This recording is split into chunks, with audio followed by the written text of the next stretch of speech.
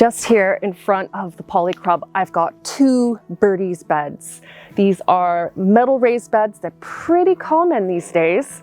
And we put these in a good couple of years ago, and I've grown loads in them. They've been so easy and useful. I've had calendula over there, different types of greens and chard and lettuce and amaranth and everything over here as well. And until a couple of minutes ago, this area here was planted up with purple haze carrots and a couple of orange ones as well. I've dug those up, and now what I have is a blank canvas. What to plant here? Well, I've been giving it some thoughts, and it's pretty close to the house, to the kitchen in particular, so I can nip out here on the go.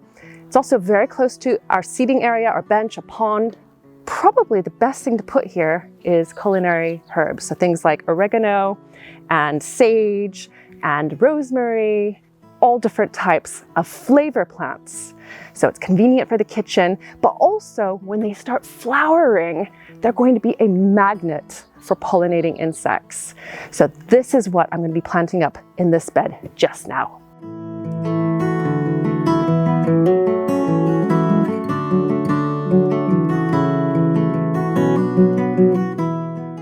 This bed is about 4 feet wide, about 6 feet long, and about 18 inches deep. It's a really good bed for growing pretty much anything.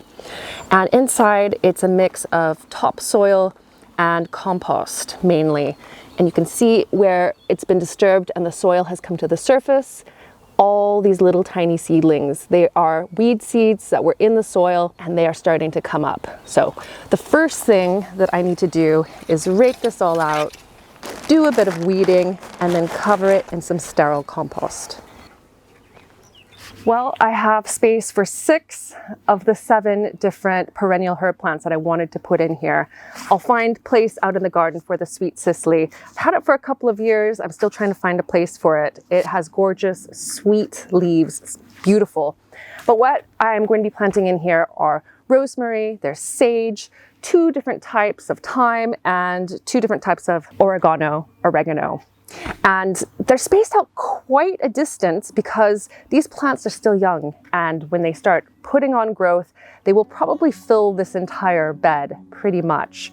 But until then, what I'm going to do is I'm going to plant each one of these in, and then around them I'm going to be sowing some seeds.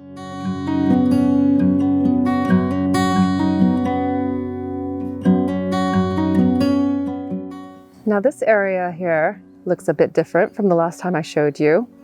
All of this used to be quite grassy and a bit weedy, to be honest. And what I've done is I've covered it in wood chips. And this is going to keep down the grass and everything growing underneath and create a nice space to walk on. And eventually I will be putting in a proper flower border all along the side. But until then, I've got containers out here. They'll be flowering and looking beautiful this summer. Now, as far as wood chip is concerned, this is stuff that I've got for free from a tree surgeon. It will eventually break down. There's some older stuff over here, actually. So this is, I think, a year or 2 old. It's still very woody, but if you dig down underneath, it does actually become quite a decent compost. And so what I tend to do is let it age and then eventually use a spade and just shovel it into my beds, and it's basically free compost.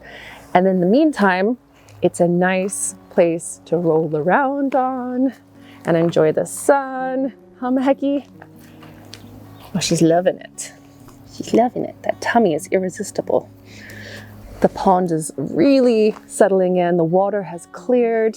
The frogs are still living in it. And we have really been enjoying sitting and watching all the life happen. And let's get a little bit closer. I'll show you just how clear it is in here. You can see the water lily and even little tiny insects, if you look closely, like aquatic creatures. And that barley straw is what's helping keep this water really clear. If you have a garden pond and you need to do some work to it, get it clean, maybe repair a busted liner, a leak, I have a video showing exactly how I transformed this pond from a leaky pond into what you see now in a video. So you should watch that, get some inspiration. Last year, I shared how you can plant up a strawberry pallet planter. This is a planter design that I came up with in 2013, and I and many people have been growing in these ever since. This is obviously going to be the second year for these plants. They're perpetual strawberries, which means that as long as the weather's decent and they're getting what they need to live, they will hopefully fruit all summer long. And I can see that they already have the beginnings of some flowers at the base of these plants and lots of good green growth. All I'm going to do this spring to keep it healthy is mulch it with farmyard manure and then keep it well watered, and that's it. And as far as the longevity of the wood, this is this planter's 6th year and it's still in really good condition. So even though wood will degrade over time, it can actually last years before you build a new one. And then when you do build a new one, it doesn't take much time or effort. And at least for me, pallets are free.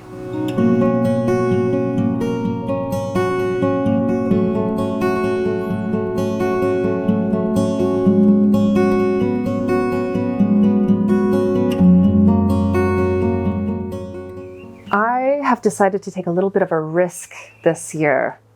Now, ordinarily, I would plant all of my crops that can't really abide cold temperatures more towards the middle of May, which is more of a safe time. But it's been incredibly warm this year so far. And here inside the Polycrub, it's staying about 8 degrees, 9 degrees at night, sometimes even warmer. And so that means that I could probably get away with planting out some of these early. So that's what I'm gonna do. I've got 5 tomato plants. I'm gonna put them in this bed over here. I have the exact same one still growing inside under grow lights. And I'm gonna put them over here in this far bed, but I'm gonna plant them out in May. And then I'm gonna see if I get a decent early harvest. And if I do, this might be something that I will do every year. Now, most polytunnels have a thin plastic skin on them, and they can actually be colder inside than outside, especially at the beginning part of the year. Mine is a little bit different. I've got a double pane plastic wall, so it's a hard plastic shell on this structure, and also I've got raised beds inside. And when you have raised beds inside of a polytunnel, it can help to keep it warmer at night. And that's because if the soil and the compost in the beds is well watered, it absorbs warmth and heat, and then overnight it radiates that warmth out and keeps everything nice and cozy inside. So we'll see how this experiment goes, and until then we need to start getting these planted. I'm growing fewer plants this year, fewer tomato plants, and I'm spacing them out a bit more so that I can squeeze extra plants in between. And the way that I plant them in my raised beds is first I run a synthetic string from the top of the Polycrub down, and synthetic because natural string will rot in the ground, and I've had that happen so many times I just don't want to risk it. So synthetic string all the way down with extra so that I can coil it up at the bottom of a hole, put the tomato plant on, and then bury it. And I bury the tomato plants deep so that extra roots will start growing from the stem. And so I've got 5 plants here. The ones at the front are cherry type, so they're Honeycomb and Gardener's Delight. Those are my 2 favorite cherries. I've got Black Crim, which is a firm favorite. It's here in the middle. I've got Ananas Noir, and then I have another one down at the end. That's Marmande Super Cozy, or however you say it. And then I've also decided to plant a couple of aubergines, eggplant in here as well. So I will actually be putting the same planting over on the other side so that we can see how well they do in the garden this year, or in the Polycrub. And then once they're all planted, I've watered them in, and I've also got the Oyas set up as well. So the irrigation system that I have here in the Polycrub are these terracotta cups, and they are gravity fed from a water tank down at the end, which I do have to fill up manually, but it isn't really that much of a bother. And then water drips down, and then plant roots can latch on to the cups or take advantage of the moist soil around the cups. And the company that I use, I'll put a link down in the video description and maybe a link up on the screen as well. It's the Thirsty Earth, highly recommended.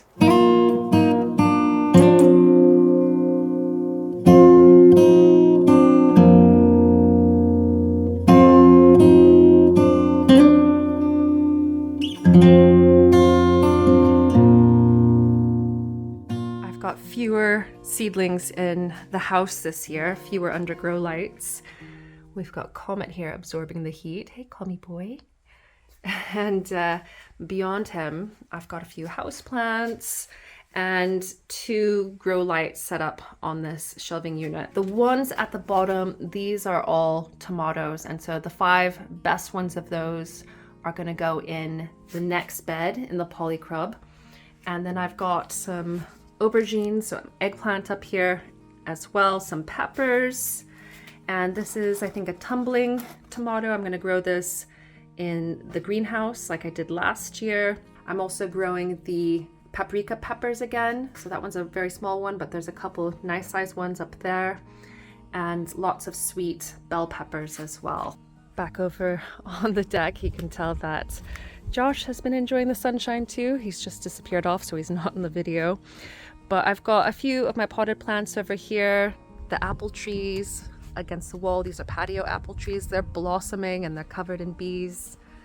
The veggie pods are all ready to go. I've planted the next crop of lettuce over here on this side. They're all George Richardson, which is our favorite lettuce now. The greenhouse has quite a few seedlings in here, but it will have crops growing in it as well. The pallet planter that I have here in the middle, I've decided to plant it up with dwarf raspberries. So these are a variety called Yummy, and they only get about 1 meter tall. As far as seedlings, there are quite a few here. Most of them I've actually sown from seed, but these ones I just bought. They're cucamelon. I've never grown them before, so you might see them growing in the Polycrub and in the garden this year. These are rosemary that I propagated, and I showed you how to propagate last year. Beetroot, perennial leeks. Now I have some of these out in the garden right now. They're mature, but this is how they look when they've just germinated and grown. So these are just a few months old. This is the variety, it's Poiro Perpetua. Got sweet peas. These are not edible, they're for flowers. This is calendula, the variety that I grow mainly, the big, beautiful orange flowers. Lots and lots of different flower seedlings and brassicas. I've just potted up the New Zealand yams, the ochre. So there's 2 colors here, the pink ones and the more orangey cream ones. And I have quite a few plants that have overwintered as well, many of which I've propagated or got from divisions from friends. We've got vervain and motherwort. This is a sneaky lemon balm that grew in this pot and I'm letting it grow. I took a cutting of this black elder, 2 cuttings actually, last year, and look at how they've grown. So free plants. There's so much beautiful blossom, apple blossom in the garden right now. And if you've ever smelt apple blossom, you can smell roses because they're related. It smells so lovely. We've been pretty busy in the garden over the winter, getting jobs done, maintaining pathways, even doing a bit of actual gardening, planting things.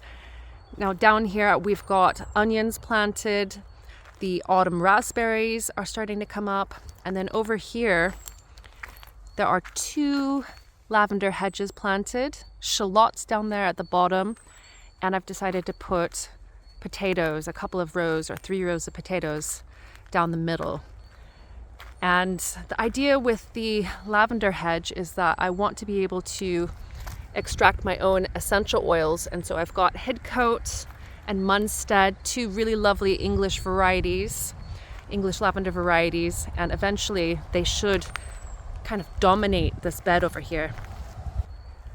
What's going on over here? Comet, are you bullying the dog?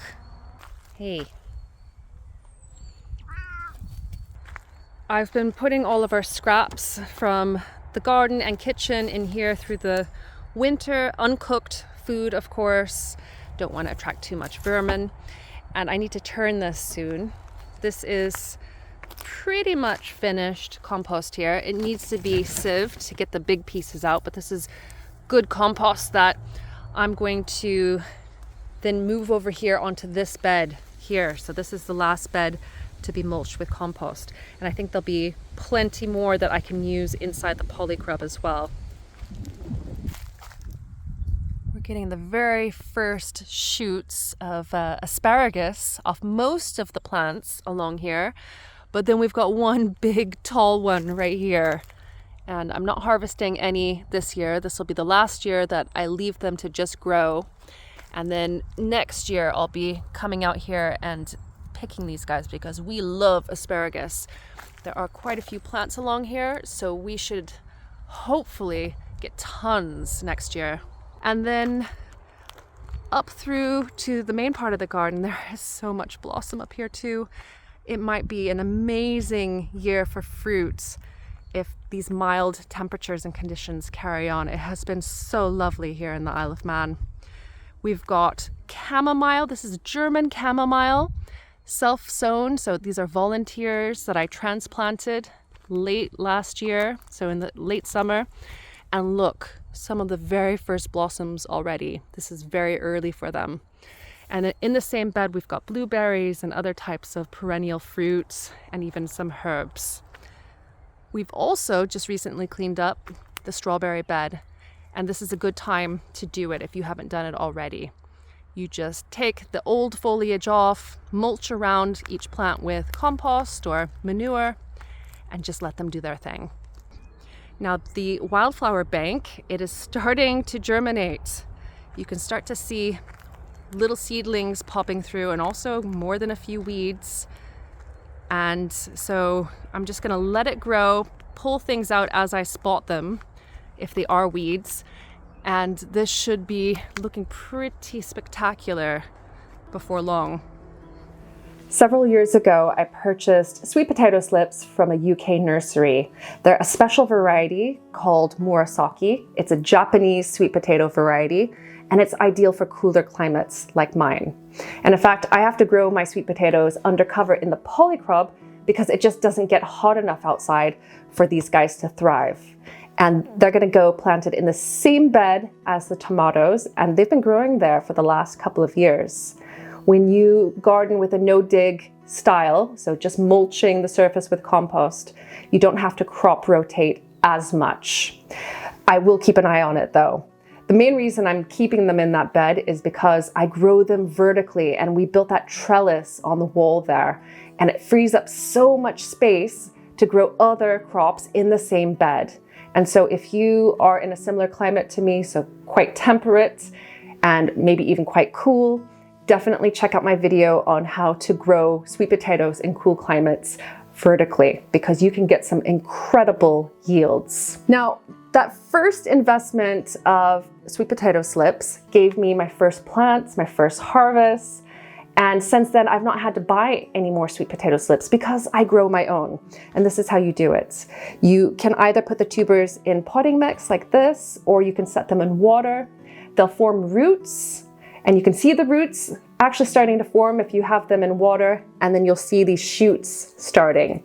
And if you twist the shoots off and put them in water, they too will form roots, and you can pot them up and you can get a dozen plants from a couple of tubers like this, maybe even more. Just loads and loads and loads. And that's why you start sweet potatoes from slips rather than planting a tuber. Well, I hope that you have enjoyed coming with me into the garden this April. It's going to be May very, very soon. There are lots of things to do in the garden. There are so many weeds starting to pop up, seedlings to be taken care of, and so much more. Lots of supports that I need to put in the garden as well, because I am preparing for summer storms. Even though the weather right now is gorgeous, I know that they are just around the corner. Right when we least expect bad weather, that's when it's going to come. So fingers crossed for the tomatoes and the Polycrub, fingers crossed for the garden this year. And May, I can't wait for it. It is the best month of the year. If you've got any questions for me, leave them down below as a comment, and I will see you in the next video. Thanks again.